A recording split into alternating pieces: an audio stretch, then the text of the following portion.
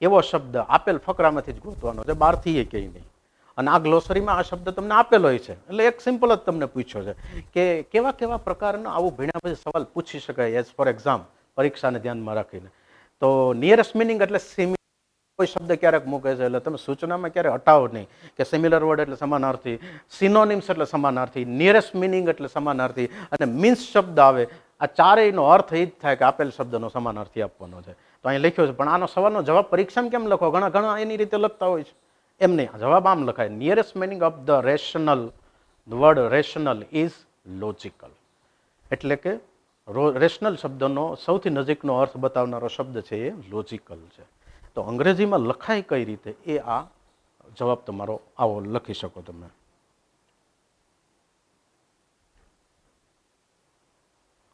છેલ્લો એક સવાલ એવો છે કે are mental exercise helpful to relieve from stress? મન જે છે આપણું એને તણાવ મુક્ત કરવા માટે આ એક્સરસાઇઝ મદદરૂપ થાય છે ખરી?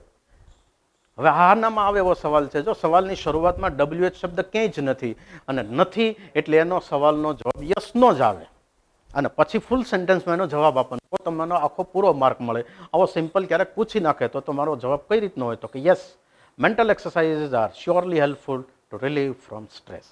આ ફૂલ સેન્ટેન્સની અંદર યસ નોનો જવાબ આપણે આપ્યો. તો એક આ સવાલનો જવાબ આપણે અહીંયા પૂર્ણ કર્યો.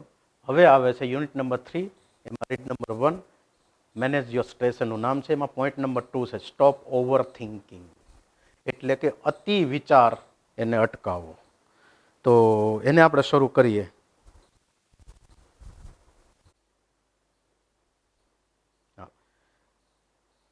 યુનિટ નંબર 3ના રીડ નંબર 1ની અંદર મેનેજ યોર સ્ટ્રેસ, એના પોઈન્ટ નંબર 2 ઉપરથી આપણે આજે પાછી શરૂઆત કરીએ છીએ. પહેલો પોઈન્ટ આપણે આગળ સમજી ગયા, સ્ટ્રેન્થનિંગ યોર મેન્ટલ કેપેસિટીઝ. હવે આવે છે સ્ટોપ ઓવર થિંકિંગ, એટલે કે વધારે પડતું ડાયગ્નોસિસ પહેલા ભાગમાં થઈ ગયું કે ભાઈ સ્ટ્રેસ છે, તો હવે એને દૂર કરવા માટે રિમેડીઝ શું હોઈ શકે, નિદાન શું દવા હોઈ શકે? તો પહેલું એણે આપ્યું એ કે સ્ટોપ ઓવર થિંકિંગ.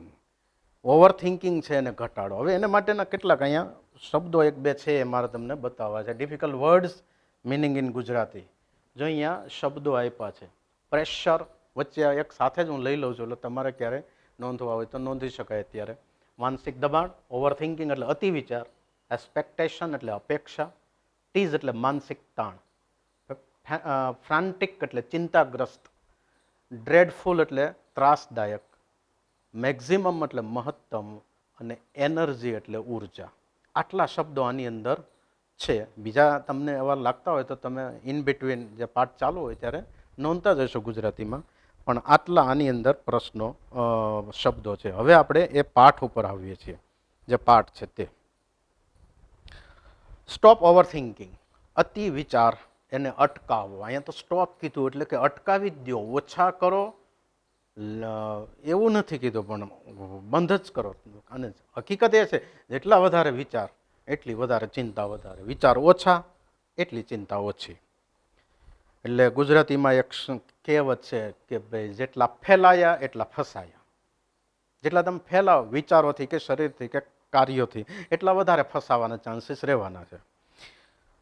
હવે જોઈએ, when the task and pressure, આપણે રીડિંગ શરૂ કરીએ એમાં છે કે when task and pressure start building up, જે આપણા મનની અંદર જ્યારે કાર્યો અને એનું દબાણ છે એ બંધાવાની શરૂઆત થાય, એટલે કે એનું દબાણ વધતું જાય, ત્યારે mind can sometime go into over thinking. ત્યારે કેટલીક વખત મન છે કેન ગો એટલે જઈ શકે છે ઇન્ટુ ઓવર થિંકિંગ, એટલે અતિ વિચારમાં વયું જાય છે.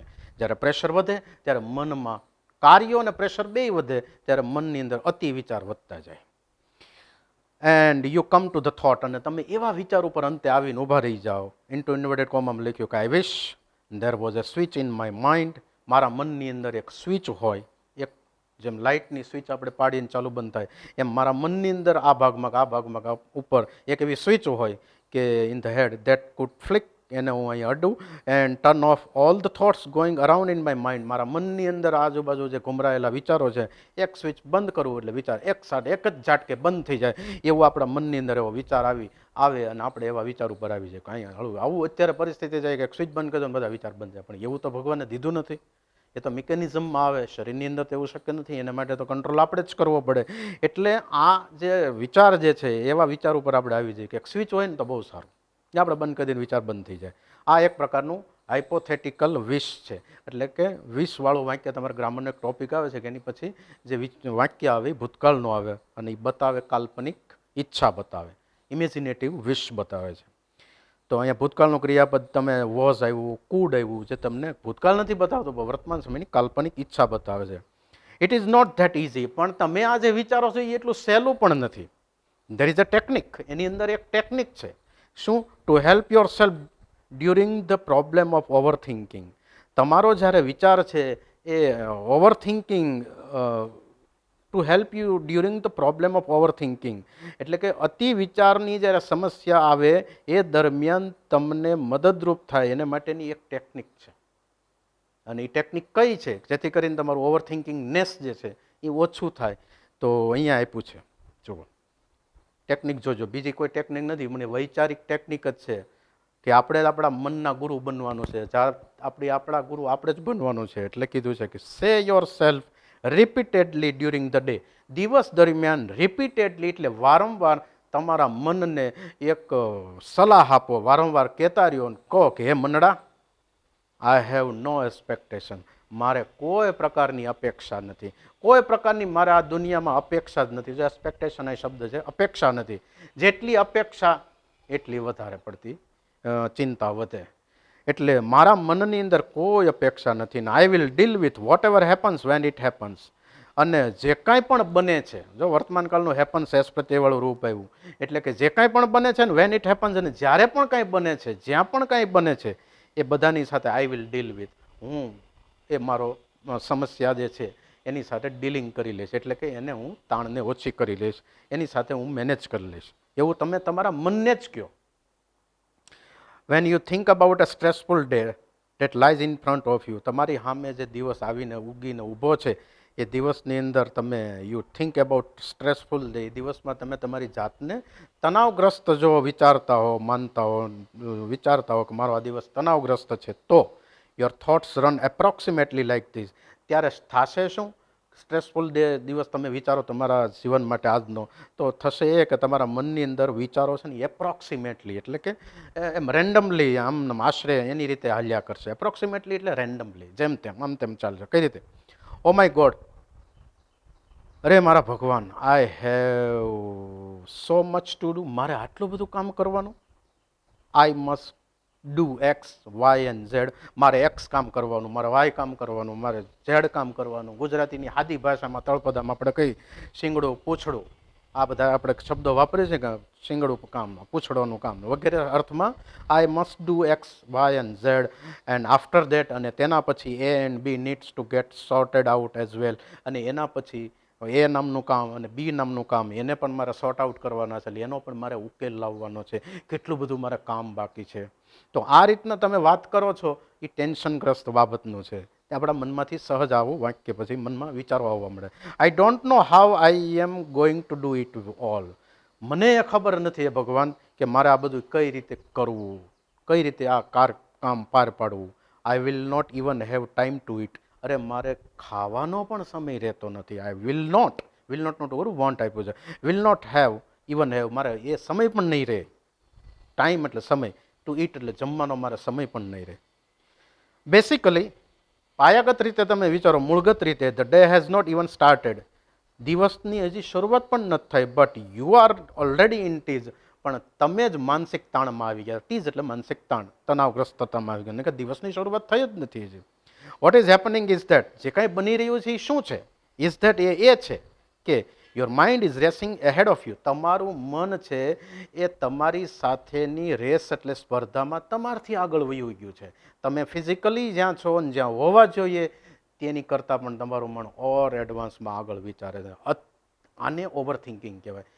એડવાન્સ આયોજન સારું અથવા તો દૂરદર્શિતા સારી, પણ એનામાં અતિ વિચાર આવે અને બૌદ્ધિકતા વગેરેના લાગણીશીલતાના અને એમાં ડર હારે હોય, એટલા બધું ભૂલાવા મળે. એ નુકસાનકારક છે. જો આ માનસિક આખું ડાયગ્નોસિસ કેવું આપણે કરી શકીએ જો આપણે ખુદ આવું આ પાઠને એનાલાઇઝ કરીએ આપણી જાતે તો. એટલે આપણું મન છે એ ઘણી વખત આપણે આગળ દોડવા માંડે છે. અને આગળ દોડવા મળે એ તો સારું બહુ નુકસાનકારક કહેવાય. જેવી રીતે ઘણી વખત તમે બસમાં હો અને બસ ચાલુ હોય અને પછી તમે બસમાં ઊભા હો ને કૂદકો મારો ને બસ આગળ વહી જાય ને તમે પાછળ લો કેવું થાય?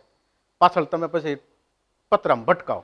એવું નથી થતું, કારણ કે કુદરતની એક કમાલ છે કે જ્યારે ગતિ થાય છે ત્યારે આજુબાજુના વાતાવરણની હારે પણ વ્યક્તિ ગતિ કરે છે, એટલે આપણે હરવાર ગતિ કરીએ છીએ. પણ જો એવું ન હોય તો ભટકાવાનું રહે. એટલે આ પરિસ્થિતિમાં જેમ એવું થાય એમ અહીંયા એવું થઈ શકે કે તમારું મન આગળ વિચારવા માંડે છે અને તમે પાછળ છો, મુશ્કેલી ઊભી કરી દે. એટલે મન છે racing ahead of you and anticipating, અને એવી એક અપેક્ષા રાખે છે કે હાવ ટાયર્ડ, એટલે કે કેટલો હું થાકી ગયો છું એવી મનમાં એક કલ્પના બાંધે છે. અને હાવ સ્ટ્રેસ્ડ એટલે કેટલો હું તણાવગ્રસ્ત છું.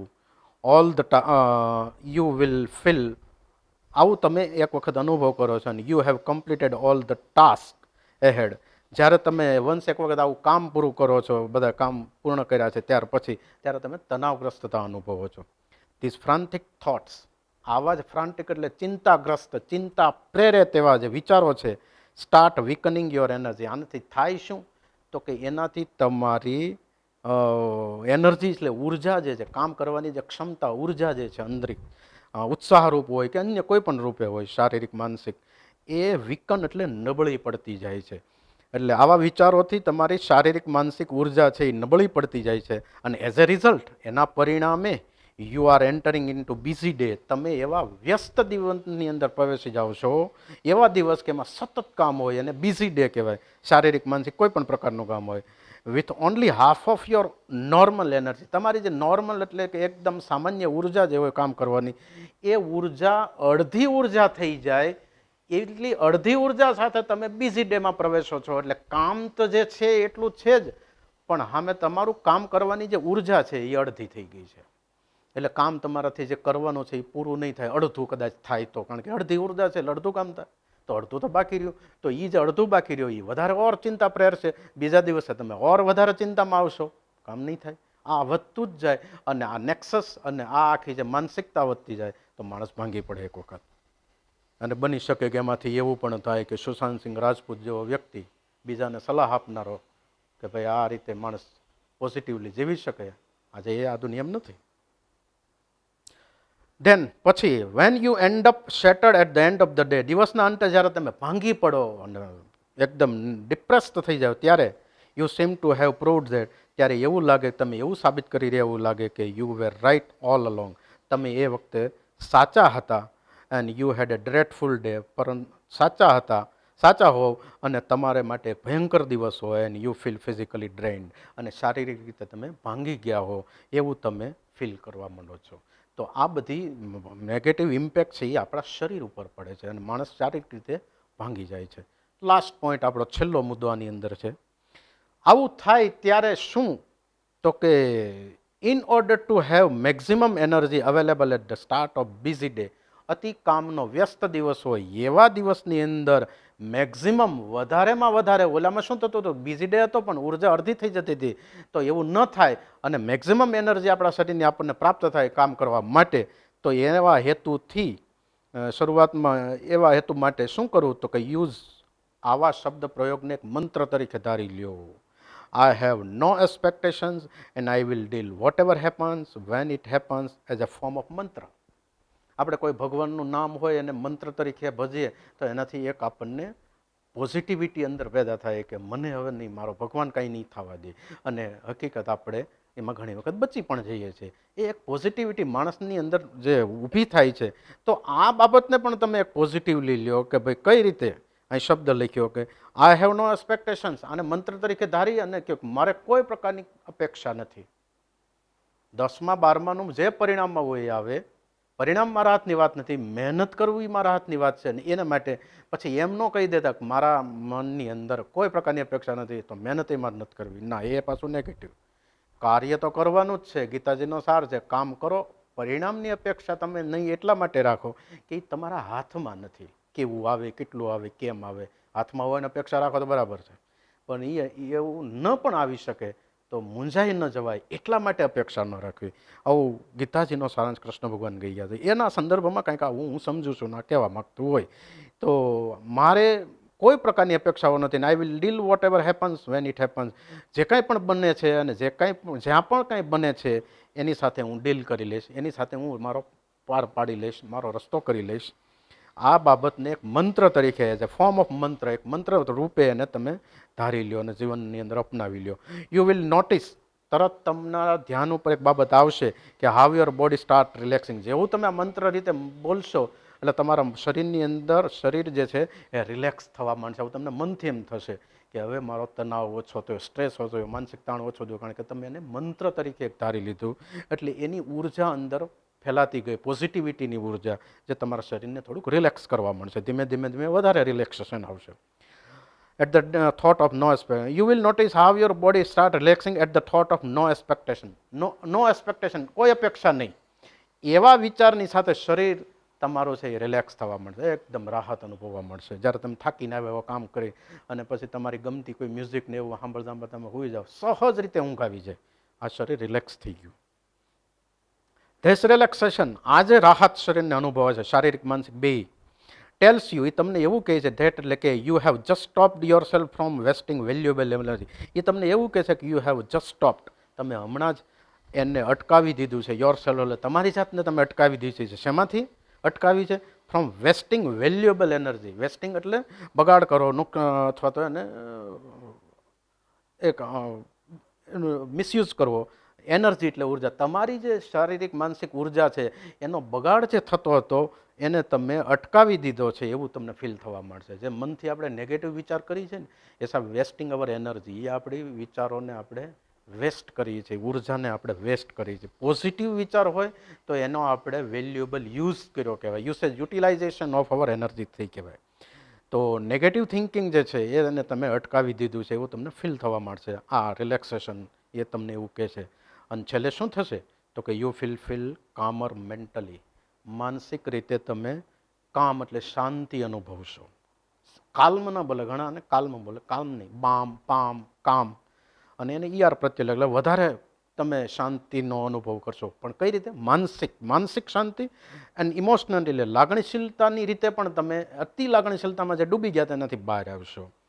અને કોને કારણે? તો કે એઝ એ કોન્સિક્વન્સ, આ વિચારને પરિણામે, કોન્સિક્વન્સ એટલે પરિણામ, એને પરિણામે તમે અતિ જે લાગણીશીલતામાં ડૂબ્યામાંથી બહાર આવશો અને માનસિક રીતે શાંતિ અનુભવે, બેયનું બેલેન્સ થાય એટલે રિલેક્સેશન થશે અને તમે શાંતિ અનુભવશો.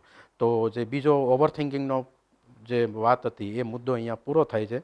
ત્યાર પછીનો સેલ્ફ હિપ્નોસિસનો મુદ્દો છે એ પછી લઈશું, પણ બિફોર દેટ એક પીપીટી છે એ આપણે જોઈ લઈએ અને ત્યાર પછી તમને હોમવર્ક આપી અને આપણે આ પોઈન્ટને અહીંયા વિરામ આપીએ. Just a minute. જો આટલા સવાલ તમને આને ઉપરથી આપ્યા છે હોમવર્કમાં, આ તમારું હોમવર્ક છે. બીજા પાર્ટનું પહેલાંનું તમને અહીંયા સવાલ અમુક કઈ રીતના હોય ને કઈ જવાબ હોય એ તમને સમજાવી દીધી. સવાલ જવાબ બે સાથે લખી લેજો તમારી રીતે. આ સવાલ જે છે એ તમારે હવે લખી અને એનો જવાબ તમારે આ જ ફકરા જે આપણે અત્યારે બીજા સેશનમાં ભણ્યા આ પછી એમાંથી ગોતીને તમને મળી જશે. When can mind go into overthinking? પહેલો સવાલ. બીજો સવાલ, who is racing ahead of અસ?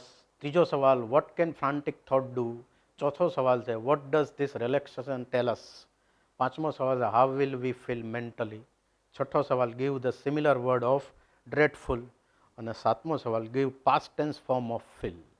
બહુ સિમ્પલ સવાલ, તમને હળવેકથી મળી જાય ઇઝીલી એવા સવાલ પૂછ્યા છે. તો આનો જવાબ ફૂલ સેન્ટેન્સમાં તમારે તમારી બુકમાં લખવાનો છે. પછીનું ફંક્શન. જો આ પાઠની અંદર ક્યાં ક્યાં ફંક્શન આવે એનો એક ખાલી ઓવરવ્યૂ કરી લે. ફંક્શનનો અર્થ શું? તમારા ટોપિક 12માં ગ્રામર ફંક્શન ઓળખાવવાનો આવે છે. જો કે વાક્યમાં સંયોગ દ્વારા જ્યારે બે વાક્યો જોડાય, સંયોજક દ્વારા બે વાક્યો જોડાય ત્યારે સંયોજક યુક્ત શબ્દ રેડ માર્કિંગ કરેલો છે એનાથી સંયોજકવાળું વાક્ય ઉપવાક્ય ગણાય. એ વાક્ય જે પ્રકારનો અર્થ વ્યક્ત કરે તે પ્રકારનું ફંક્શન થયું ગણાય. એટલે કે કેવો અર્થ બતાવે છે એને એ ફંક્શન કહેવાય. દાખલા તરીકે પહેલું વાક્ય અહીંયા છે કે if you try to understand. આ ઇફ વાળું વાક્ય આપણે પહેલા ભાગમાં જોઈ ગયા. તો ત્યાં એ શું ફંક્શન બતાવે છે? તો કે શોઈંગ કન્ડિશન. એ શરત બતાવે છે. અને કન્ડિશન એટલે શરત. શરત બતાવનારો કયો શબ્દ છે? તો કે ઇફ જે આપ્યો અહીંયા રેડ માર્કિંગમાં લખ્યો છે એ તમારો શબ્દ છે. એની ઉપરથી આપણે ઓળખી શકીએ કે એ શોઈંગ કન્ડિશન. એ શબ્દ એ વાક્યની સામે લખી નાખો એટલે તમારો 1 માર્કનું ફંક્શન તમે ઓળખાવી દીધું, એક્ઝામની અંદર ગણાય. ત્યાર પછી બીજું વાક્ય આપે છે કે you need this in order to work. તો અહીંયા આ કયું ફંક્શન બતાવે છે તો કે પોઇન્ટિંગ પર્પઝ અથવા શોઈંગ પર્પઝ, એક્સપ્રેસિંગ પર્પઝ, કોઈ પણ શબ્દ આપે એટલે કે એ હેતુ બતાવે છે. અને હેતુ બતાવનારો શબ્દ આ વાક્યમાં કયો છે તો કે ઇન ઓર્ડર ટુ. આ એનો કીવર્ડ છે કે જે તમને એક ઓળખ આપે છે કે આ પર્પઝ બતાવે છે. જોજો ભૂલતા નહીં, જેમ આગળનામાં ઇફ હતું એમ. ત્રીજું છે when you enter exam hall. તો આવું વાક્ય તમને પરીક્ષામાં પૂછ્યું હોય તો એનું ફંક્શન શું તો કે ઇન્ડિકેટિંગ ટાઈમ. શબ્દ કોઈ પણ આવે એક્સપ્રેસિંગ કે ઇન્ડિકેટિંગ, તો એ શબ્દ અહીંયા આપ્યો છે. અને એમાં કયો મહત્વનો કીવર્ડ કયો ગણ આખા વાક્યમાં તો કે વેન. વેન એટલે કોઈ એવું ન સમજે, પ્રશ્ન પૂછવા માટે જ્યારે વપરાય ત્યારે એનો ગુજરાતી અર્થ કથી શરૂ થાય, ક્યારે. અને જ્યારે એનો સંયોજક તરીકે ઉપયોગ થાય ત્યારે એનો ગુજરાતી અર્થ થાય જથી શરૂઆત, એટલે જ્યારે. એટલે એ જ્યારે એટલે કે અંગ્રેજીમાં વેન એનો કીવર્ડ છે, એ એક ટાઈમિંગ બતાવે છે. તો આવા ફંક્શન પણ થોડા આપણે આમાં જે આવ્યા છે જોયા છે. પછી ચોથું ફંક્શન એક આપ્યું છે, આ વ્યાખ્યા એની જ છે. ચોથું ઝડપથી જોઈ લે. The better you deal with. Better you deal with એ શું બતાવે છે? કમ્પેરિંગ મેટર, બે બાબતોની સરખામણી કરે છે. અને એનું ફોર્મ અહીંયા રૂપ જે કૌંસમાં આપ્યું છે રેડ માર્કિંગથી કે ધ પ્લસ સીડી. સીડી એટલે કમ્પેરેટિવ ડિગ્રીનું એ ફોર્મ એટલે રૂપ છે. એટલે ધ વત્તા બેટર છે ગુડનું કમ્પેરેટિવ ડિગ્રીનું રૂપ. એ એનો કીવર્ડ છે, એની ઉપરથી તમે ઓળખી જાઓ કે આ કમ્પેરિંગ મેટર, કમ્પેરિંગ થિંગ્સ એવું બતાવે છે. જે શબ્દ એની અમે મૂકી દો એટલે 1 માર્કનો તમારો ટોપિક થઈ ગયો. અને છેલ્લું વાક્ય છે કે I wish there was A switch. આ વાક્ય આપણે હમણાં જ આવ્યું. અને એ શું બતાવે છે તો કે એક્સપ્રેસિંગ સપોઝિશન અથવા તો ઇમેજિનેશન, કલ્પના બતાવે છે, ધારણા બતાવે છે. અને એમાં કીવર્ડ કયો છે સપોઝિશન બતાવનારો તો કે વિશ શબ્દ તમને જે આપ્યો મેં ત્યારે તમારું ધ્યાન દોર્યું હતું પાઠમાં કે આવી વિશ બતાવી શકાય. તો એ વિશ શબ્દ છે એ એનો કીવર્ડ છે જેને આધારે તમે બતાવી શકો કે એક્સપ્રેસિંગ સપોઝિશન. ત્યાર પછી તો આ ફંક્શનનું કાર્ય પૂરું થયું. જે કાંઈ પાઠ ભણવાનો તે પૂરું થયું. મારી બુદ્ધિ અનુસાર મેં આપને ભણાવ્યું તો ન કહેવાય પણ આપણે સૌ ભણ્યા, સોરી. તો thus we end this session of digital learning શબ્દ મેં વાપર્યો છે. શરૂઆતમાં ટીચિંગ વાપર્યો હતો પણ અહીંયા લર્નિંગ લઈ લીધો કારણ કે આમાં મને પણ ઘણું બધું શીખવા મળ્યું છે. એટલે થેન્કિંગ યુ ઓલ. આપ સર્વનો ખૂબ ખૂબ આભાર. એક સરસ નાનકડી પંક્તિ મેં મૂકી છે એલર્ટ કરીને કે બી ધ બેસ્ટ. જે કાંઈ છો ને તમે એમાં શ્રેષ્ઠ બનો. Leave the rest on God. બાકીનું છે ને ભગવાન ઉપર છોડી દો તો એ કંઈક કરશે. તમારાથી થાય એટલો પ્રયત્ન પર કરવાનો જ છે, બાકીનું ભગવાન ઉપર છોડવાનું. બધું છોડીને જ દેવાનું. થોડુંક તો આપણા થાય એટલું કરવાનું જ છે. તો આ સાથે